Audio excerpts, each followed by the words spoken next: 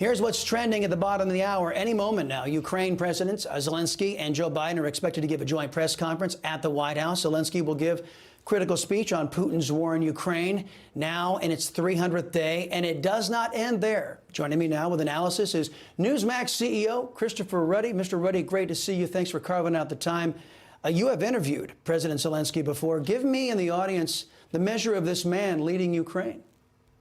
Well, Chris, thank you for having me on. I met with President Zelensky in Kiev back in June of this year. And I think you measure a man by how they deal with crisis and challenge. And he has acted like a Churchill, like a Lincoln. He has faced a threat an existential threat to his nation. He's risen. I think he's a good man. I think he's an honest man. And he's a man on a mission. He's a man there to preserve democracy in his country and save his nation. And I'm so glad that we are supporting him as a nation. Well, there's an awful lot riding on what Mr. Zelensky is about ready to say. Just how crucial is this meeting at the White House and then later this address to the joint session of Congress? Chris, I think this is an important meeting. I don't think it's absolutely critical or crucial for him. Some press are saying he's here lobbying for money. Congress has agreed there is strong bipartisan support to help Ukraine. They are putting $45 billion in the stimulus bill. That's already a done deal whether he showed up or not.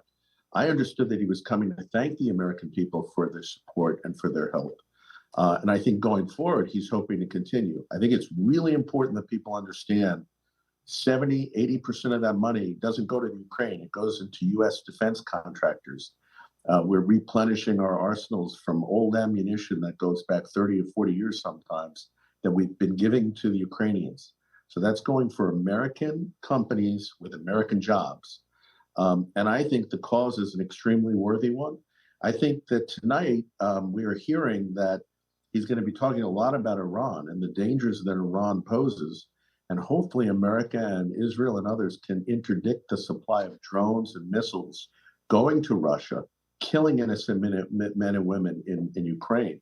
And I think that'll be a key part of his message tonight. As we're awaiting this joint press conference to get underway, Mr. Ruddy, a lot of Americans, they really don't know exactly why this conflict between Russia and Ukraine is of importance to the United States and our people. There are a lot of reasons. Tell me the top reasons your analysis has revealed.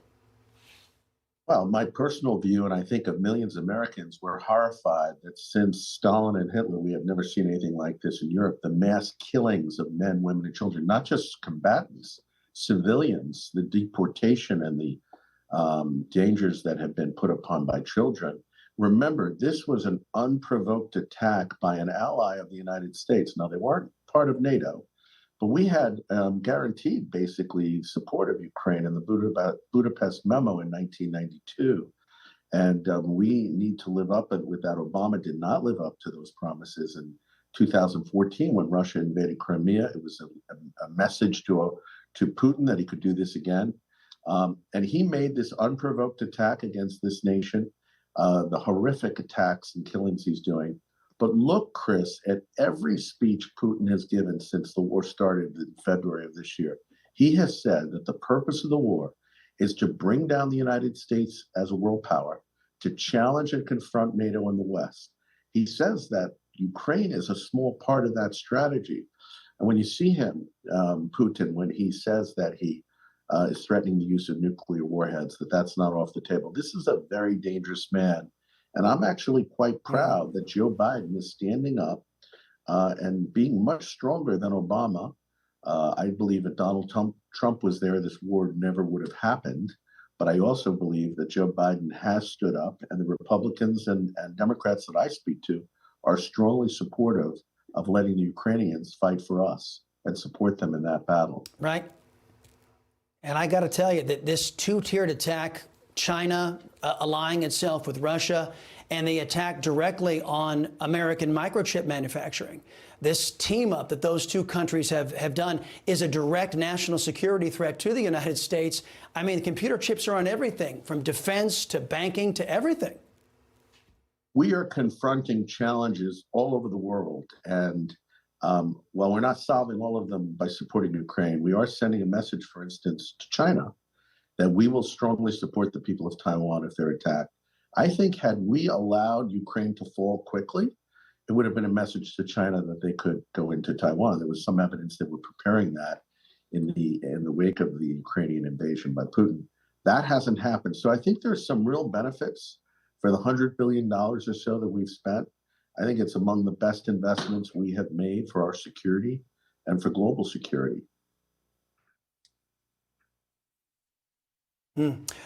What do you anticipate this speech in front of the joint session of Congress? What complexion will it take tonight? Is it, as you alluded to, is it just going to be a thank you and would appreciate more support from the American people? What do you expect the tone to be? Well, America has been critical. We have helped save Ukraine. They certainly have put their blood, treasure, and their families and young people on the line there. But I think that President Zelensky wants to express gratitude.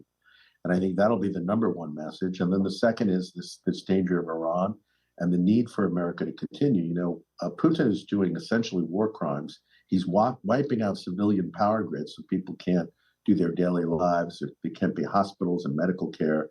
If this happened in America, we would be horrified. We'd be put back in the Stone Age. And the fact that I think that they are standing so strong in the wake of this, I think we'll get the bipartisan support. Now, I know not everyone is in favor of this, but there are more and more, I think people are realizing just how dangerous Putin is and how we need to confront him. All right, it's going to be a long winter over there in Ukraine. NEWSMAX CEO, Mr. Chris Ruddy, a Merry Christmas to you, sir. Thank you for your analysis. We appreciate your time here on the Chris Salcedo Show. Thank you, Chris.